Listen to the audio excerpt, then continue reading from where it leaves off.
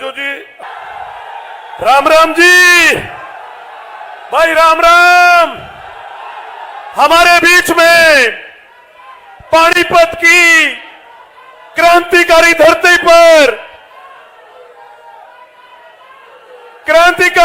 पर मैं स्वागत करता हूं हमारी बड़ी बहन श्री प्रियंका गांधी जी का। करनाल की इस धरती पर, पानीपत की धरती पर आज चुनाव प्रचार के आखिरी दिन जो एक बड़ी बहन का रोल अदा करने का काम हमारी बहन प्रियंका गांधी जी ने किया, मैं दिल की गहराइयों से आपका छोटा भाई आपका धन्यवाद करता है। क्लर्क के लड़के को उंगली पकड़ के आज इस मंच पर पहुंचाया मेरे नेता चौधरी दीपेंद्र सिंह हुड्डा जी का मैं धन्यवाद करता हूं।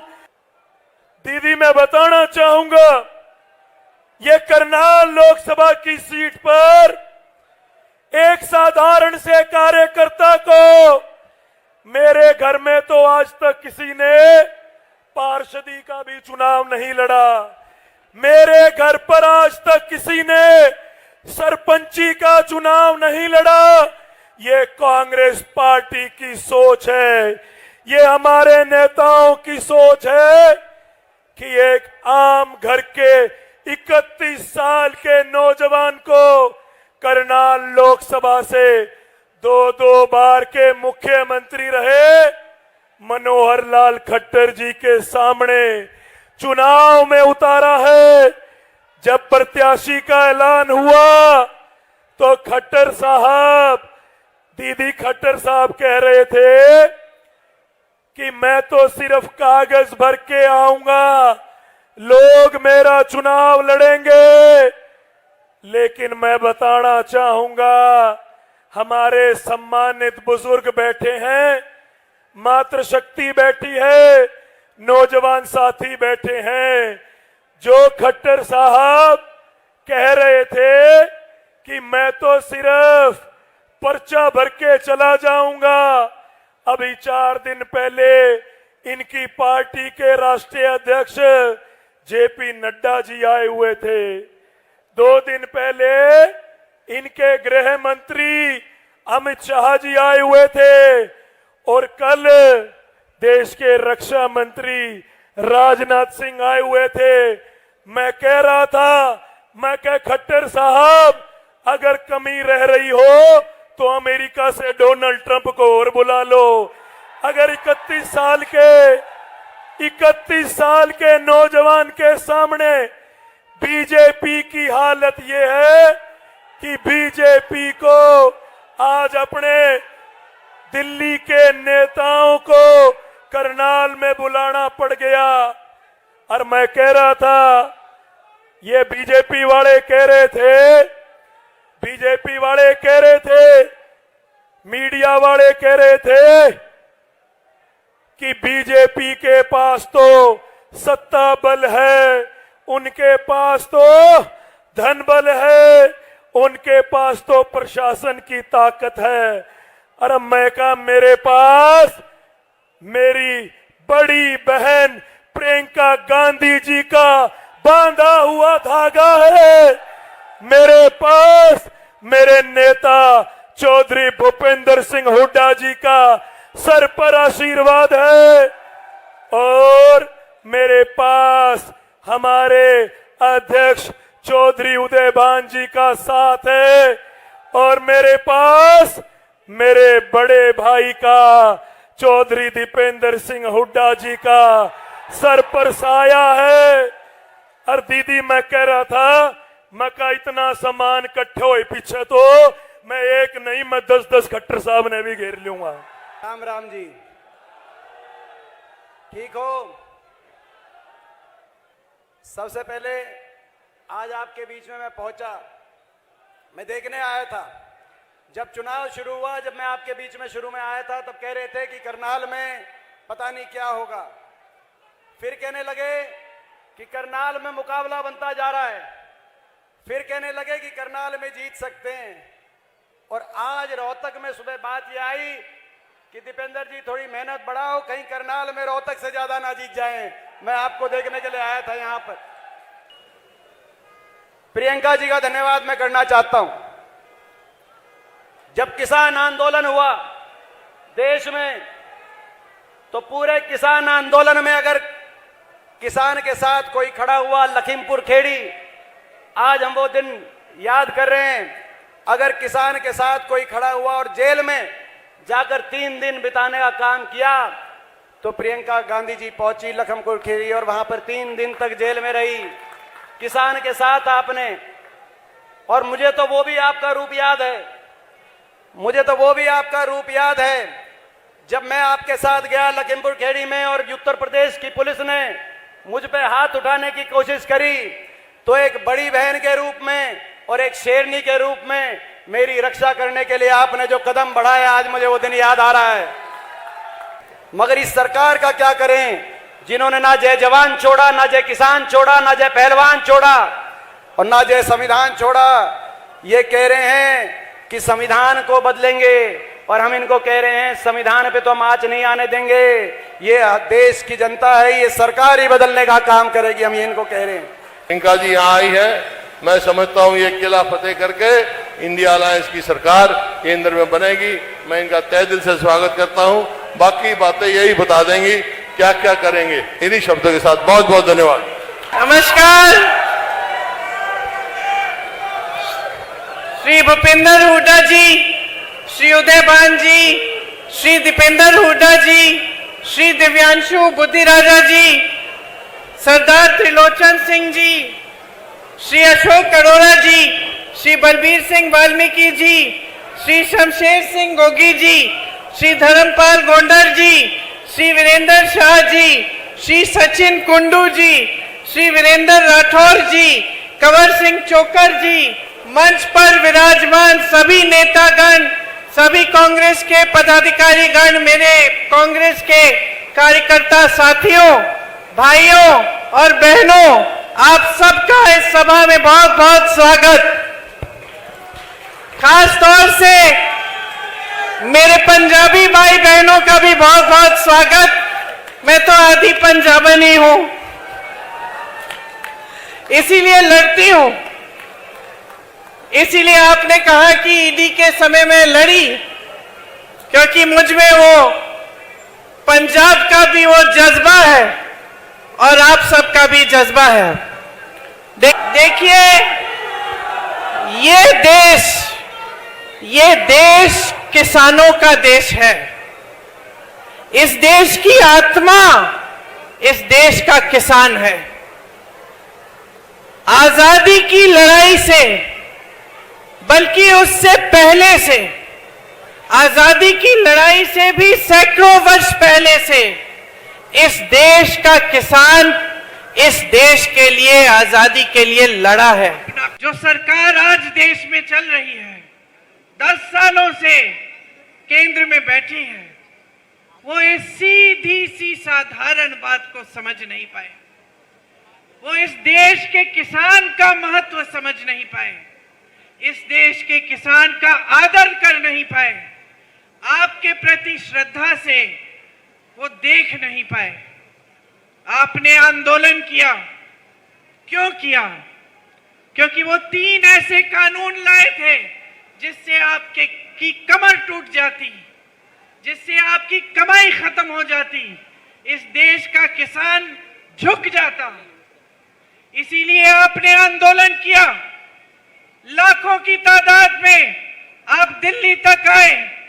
महीनों के लिए आप दिल्ली के बॉर्डर पे आप बैठे रहे। इस देश के हर देशवासी ने आपको देखा। हर देशवासी के दिल में आपके लिए हमदर्दी जागी। आपके लिए कोई पानी लाया, कोई खाना लाया, कोई आपके साथ आकर बैठा। मुझे याद है दीपेंद्र जी रोज रोज आपके आंदोलन में शामिल होते थे, आपके साथ आकर बैठते थे। लेकिन भाजपा का एक एक नेता, भाजपा के प्रधानमंत्री जो इस देश के सबसे बड़े पद पर आसीन हैं, उन्होंने आपकी सुनवाई तक नहीं की, आपकी बिजली बंद की, आपका पानी बंद किया, आपको देशद्रोही का दर्जा दिया, को आतंकवादी कहा। आप में से 600 भाई शहीद हुए, मोदी जी ने अपने पलक नहीं झपकाई।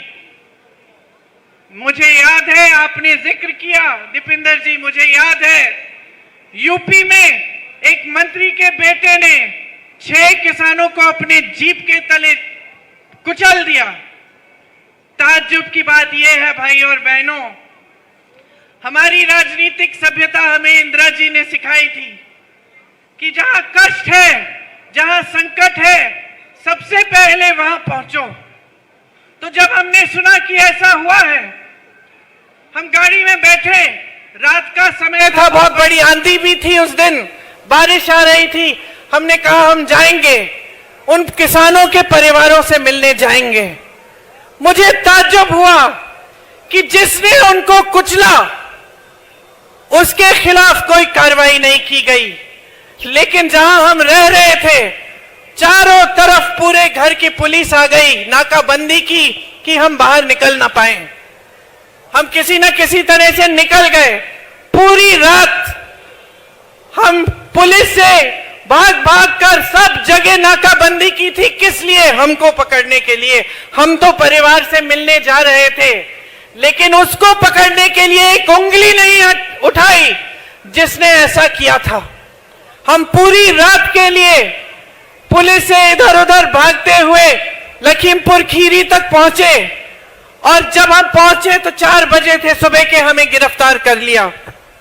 दीपेंद्र जी ने आपको बताया कि किस तरह से पुलिस ने हमको घेरा और हमें रोकने की कोशिश की, लेकिन ताज्जुब तो इस बात का था कि हमें रोकने की कोशिश हो रही थी, उनको रोकने की कोई कोशिश नहीं थी।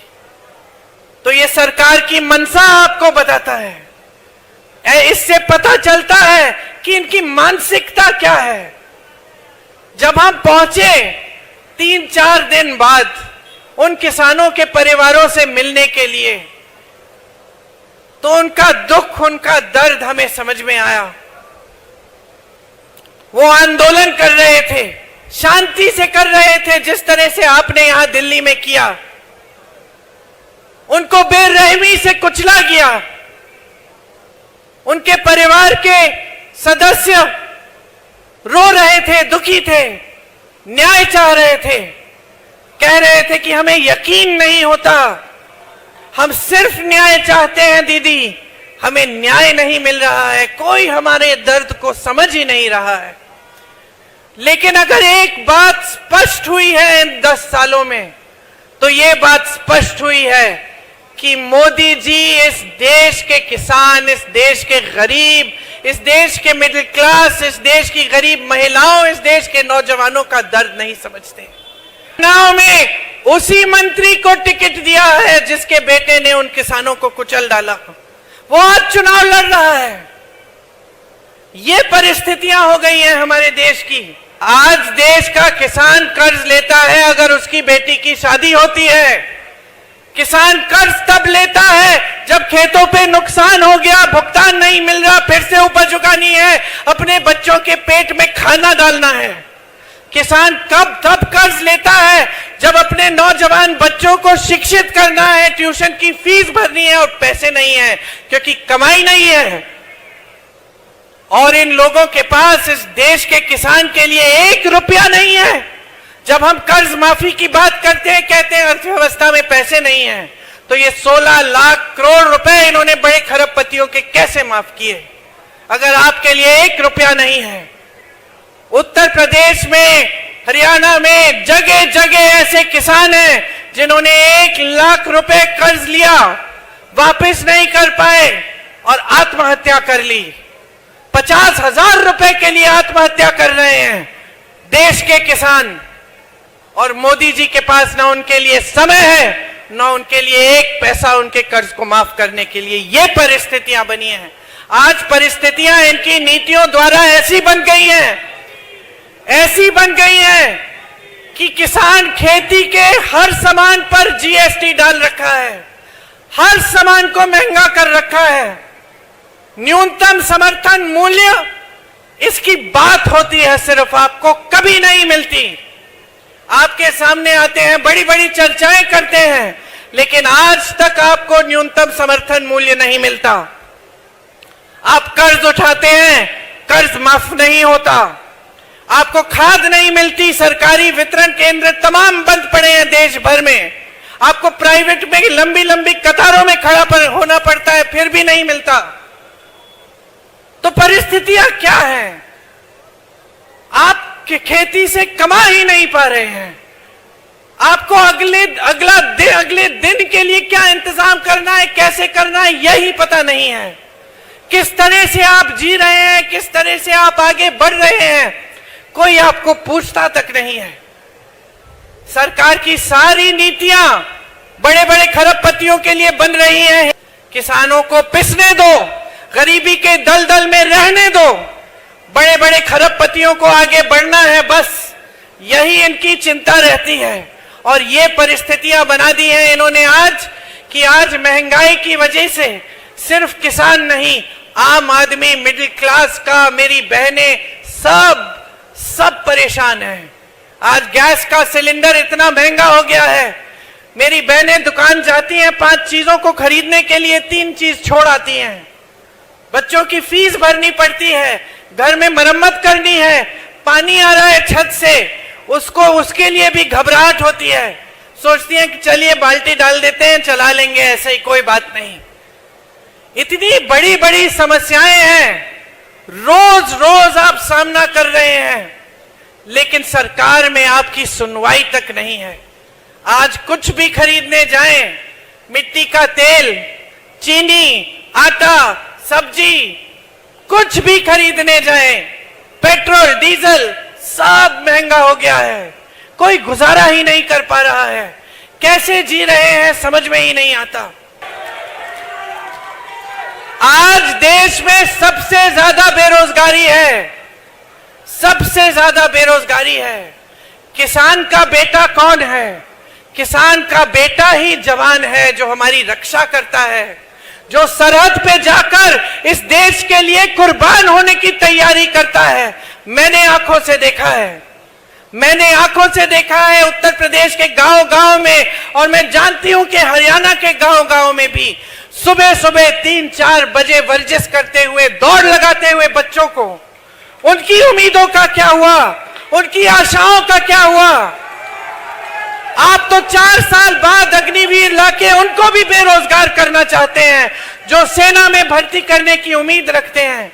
बच्चे रोते रोते आते हैं हमारे पास। मैं राहुल जी के साथ यात्रा कर रही थी मुंबई में, एक बच्चा आया, जीप पे चढ़ गया, रोने लग गया। हमने कहा क्या हुआ? बोला दीदी 3 बार मैं भर्ती का कर चुका हूं, सारी परिश्रम की है, सूची में नाम भी आ गया, अब पिताजी कह रहे कि मत जाओ। तो मैंने कहा तुम्हारा मन क्या है? कहता है मन नहीं है दीदी, डर लगता है, मैं जाऊंगा भी तो 4 साल बाद मेरा क्या होगा, और मैं चले गया, मैं शहीद हो गया तो शहीद का दर्जा भी नहीं मिलेगा, शहीद का पेंशन भी नहीं मिलेगा मेरे परिवार को। रोने लग गया। कहा मैंने अपने 3 साल बर्बाद कर लिए, आज मैं यहां खड़ा हूं। मैं जाना चाहता था, देश की सेवा करना चाहता था। उस बच्चे की आंखों में वो जज्बा दिखा मुझे, वो शहादत का जज्बा, वो जज्बा कि मैं शहीद हो जाऊंगा लेकिन देश की रक्षा करूंगा। लेकिन उसको ये घबराहट थी कि अगर मैं कर भी डालूं तो मेरे परिवार की देखभाल कौन करेगा। आज बेरोजगारी चरम पे है और मोदी जी अग्निवीर जैसी स्कीम लाते हैं। बेरोजगारी चरम पे है, 70 करोड़ नौजवान बेरोजगार हैं इस देश में आज। कभी ऐसा नहीं हुआ बहनों और भाइयों। मोदी जी कहते हैं ना 70 सालों में कांग्रेस ने कुछ नहीं किया, मैंने 10 सालों में वो कर दिया जो इन्होंने 70 साल में नहीं किया। हाँ, 10 सालों में इन्होंने बेरोजगारी को इतना बढ़ा दिया कि 45 सालों में इतनी बेरोजगारी नहीं रही जितनी आज है।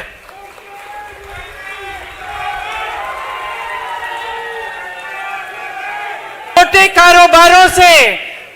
कारोबारों से रोजगार मिलता था, बड़े सरकारी कारोबारों से तो मिलता ही था जिनको ये ठप कर रहे हैं।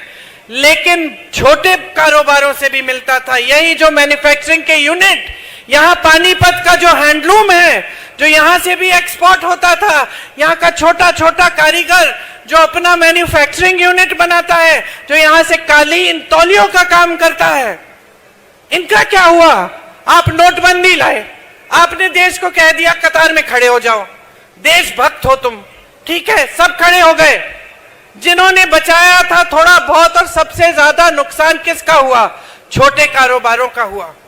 नुकसान हुआ, आपने झेल लिया कि चलो देशभक्ति है, मोदी जी कह रहे काला धन वापस आ जाएगा। कोई काला धन वापस नहीं आया, कोई पैसे आपके खातों में नहीं गए, लेकिन आपके बिजनेसों का नुकसान हुआ। उसके बाद क्या लाते? एक नया तोहफा आपके लिए, जैसे नौजवानों के लिए अग्निवीर का तोहफा, आपके लिए जीएसटी का तोहफा। आपको जीएसटी के कैलकुलेशन के लिए ही अकाउंटेंट रखना पड़ता है, चाहे आप रख सकते हैं या नहीं, मतलब आपकी काबिलियत है कि नहीं है, फिर भी रखना पड़ता है। चाहे छोटा बिजनेस है, अकाउंटेंट रखना पड़ता है कि किसी न किसी तरह समझ जाए कि जीएसटी किसमें कितनी है। और आपकी कमाई कम हो रही है तो हर तरफ से आप पे आक्रमण है, किसानों पे आक्रमण है, मिडिल क्लास पर आक्रमण है, गरीबों पर आक्रमण है, महिलाओं पर आक्रमण है। बड़ी बड़ी बातें फिर से मोदी जी कहते हैं महिलाओं के लिए आरक्षण लाए। कौन सा आरक्षण? जो 10 सालों के लिए लागू नहीं होगा। और जब हमारी पहलवान बहनों के साथ दुष्कर्म होता है, गलत काम होते हैं, तो मोदी जी कहां छुप जाते हैं? ओलंपिक की मेडल लाई तो मोदी जी ने चाय पे बुलाया, अपने घर बुलाया, फोटो खिंचवा दी, सारे टीवी ने दिखाया कि मोदी जी है तो मुमकिन है, मोदी जी नहीं होते तो हमें मेडल ही नहीं मिलता। और जब उसी महिला ने रो कर कहा कि मुझ पे अत्याचार हुआ है, मोदी जी मेरी बात सुन लीजिए, मुझे सबसे ज्यादा दुख पता है किस बात का हुआ? जब मैं उससे मिलने गई, जब वो धरना लगा रही थी, मैं उन लड़कियों से मिलने गई, उसने मुझे कहा कि दीदी मैंने सोचा था, मैंने देश को गर्वित किया है, देश के लिए इतना बड़ा मेडल लाई हूं, मैंने सोचा था कि अगर मैं सड़क पे बैठ जाऊंगी, मैं आंदोलन करूंगी, तो मेरी तो सुनवाई होगी। मुझे दुख इस बात का हुआ कि ये लड़की, इसने इतनी मेहनत की होगी। मैं जानती हूं, मेरी बेटी ने हरियाणा के लिए बास्केटबॉल खेला था, तो मैंने अपनी बेटी को एक गांव में, सोनीपत में किसी गांव में एक स्कूल था, उसमें कैंप में भेजा था। सर्दी का समय था। मेरी बेटी रोज शाम को मुझे फोन करती थी, रोती थी कि बहुत मुश्किल है मम्मी, बहुत मुश्किल है। और मैं उसको बताती थी बेटा देखो गांव की लड़कियां कैसे मेहनत कर रही हैं। और उसने भी मेहनत की, प्रेरणा ली गांव की बच्चियों से, क्योंकि गांव की बच्चियों को हम देख देख के हमारी आंखों में आंसू आते थे। जब ये लोग नेशनल्स खेलने के लिए गए, जब ये नेशनल्स खेलने के लिए गए, तो सारी बच्चियां इकट्ठी गईं। मेरी बेटी भी थी उसमें शामिल, मैं भी गई थी, और साथ में जो जितनी भी गांव की बच्चियां थी, जो सुबह 3-4 बजे उठ के मेहनत करती थी, पसीना बहाती थी। मुझे आज तक याद है उस टीम की जो कैप्टन थी, एक छोटी सी लड़की थी, इतनी सी 15 साल की लड़की, शायद राधिका नाम था उसका। उसको 103 बुखार था, उसको 103 बुखार था, लेकिन वो खेलती रही, खेलती रही, खेलती रही। मैं मां हूं, मैंने कहा कि उसको रुकवा लो, आराम करा लो, कोई बात नहीं। वो बच्ची रुकी नहीं। इतनी मेहनत करती हैं आपकी बेटियां, और ओलंपिक में जाने के लिए कितनी मेहनत की होगी इस लड़की ने। नौजवान, इसकी उम्मीदें, इसकी आशाएं क्या होंगी, महत्वाकांक्षाएं क्या होंगी, और आज सड़क पे बैठी है, आप उनको घसीटवा रहे हो, अपने पुलिस वालों से लाते खिलवा रहे हो, और आपके पास 2 मिनट का समय नहीं है कि घर अब बुला लीजिए ना, अब रो रही है, अब बुला लीजिए, अब सुन लीजिए कि इसका दुख क्या है। ये है आज की राजनीति की परिस्थिति। ये है हमारे देश के सबसे बड़े पद पर आसीन हमारे महान नेता प्रधानमंत्री मोदी जी। ये है उनकी हमदर्दी आपके लिए। समझ लीजिए बहनों और भाइयों, 10 सालों में जो सच्चाई आप जी रहे हैं, जिस तरह से आपको दिल्ली के अंदर इन्होंने जाने नहीं दिया, आपको बाहर रखा, आप पे लाठियां बरसाई, आपके ऊपर टीयर गैस डाला, आप पे पानी फेंकवाया, आपकी बिजली बंद कराई, जिस तरह से इन्होंने आपके साथ बर्ताव किया है, इसको भूलिए मत, भूलिए मत। 10 सालों से आप देख रहे हैं बड़ी बड़ी बातें मंच पे, देशभक्ति की बातें। मैं पूछना चाहती हूं, कौन है वो देशभक्त जो इस देश को, इसकी आत्मा को नहीं समझ पाया, जो इस देश के किसान का आदर नहीं कर पाया? कौन है वो देशभक्त? नरेंद्र मोदी जी हैं? मुझे तो नहीं लगता। जिसने इस देश के किसानों को देशद्रोही कहा, इस देश के शहीदों को देशद्रोही कहा, मुझे तो नहीं लगता। याद करिए वो दिन, याद करिए वो दिन जब आप पर लाठियां बरसाई। अपनी सच्चाई को ठीक तरह से समझिए। आप जो टीवी पे देख रहे हैं कि देश की बड़ी तरक्की हो रही है, ये तरक्की आपके जीवन में नहीं दिख रही है। आज आप इतनी कठिनाइयों का सामना कर रहे हैं क्योंकि इस सरकार ने आपके लिए नीतियां नहीं बनाई। इस सरकार ने सिर्फ अपने बड़े बड़े खरबपतियों के लिए अपनी नीतियां बनाई हैं। ये सच्चाई है इस देश की। आज सच्चाई है इस देश के किसान का खून पसीना जो इस धरती में रोज गिर रहा है, लेकिन इसकी कोई सुनवाई नहीं है। सच्चाई मजदूर की है जो भटक रहा है रोज रोज दिहाड़ी ढूंढने के लिए, दिहाड़ी मिलती नहीं है, काम मिलता नहीं है। सच्चाई है इस देश के नौजवान की जिसके लिए अग्निवीर जैसी योजना ले आए, जिसको बेरोजगार रखने की साजिश है। क्योंकि अगर रोजगार मिल जाएगा, अपने पैरों पे खड़ा हो जाएगा, शिक्षित हो जाएगा, तो फिर इनकी राजनीति को नकार देगा, क्योंकि इनकी राजनीति सिर्फ और सिर्फ बहकाने वाली राजनीति है। इनकी राजनीति सिर्फ और सिर्फ सत्ता लेने की, हर कीमत पे सत्ता लेने की राजनीति है। देखिए, आपने इनकी बातें सुन ली हैं। आज ये इतने अहंकारी हो गए हैं कि ये कह रहे हैं अगर हमें 400 सीटें मिलेंगी तो हम संविधान को बदल डालेंगे। ये कौन होते हैं संविधान को बदलने वाले? ये संविधान आपका है, ये संविधान इस देश का है, ये संविधान इस देश के किसानों, गरीबों, इस देश की हर वासी का है। इस संविधान पर आंच नहीं आने देंगे हम। इसीलिए आप समझ लीजिए, इन्होंने सिर्फ और सिर्फ 10 सालों में लोकतंत्र को कमजोर करने का काम किया है। हर स्तर पे, न्यायपालिका को, मीडिया को, जहां जहां से लोकतंत्र मजबूत होता है, संसद को, हर जगह से इन्होंने कोशिश की है कि लोकतंत्र कमजोर हो जाए। अब ये आखिरी बात भी बोल दी इन्होंने कि इनको मौका मिले तो संविधान बदल देंगे। संविधान से आपको इस वोट का अधिकार मिलता है, आपको भोजन का अधिकार मिलता है, शिक्षा का अधिकार मिलता है, आरक्षण का अधिकार मिलता है। संविधान आपका सुरक्षा कवच है। समझ लीजिए गहराई से इस बात को, क्योंकि इनका कोई भरोसा नहीं है।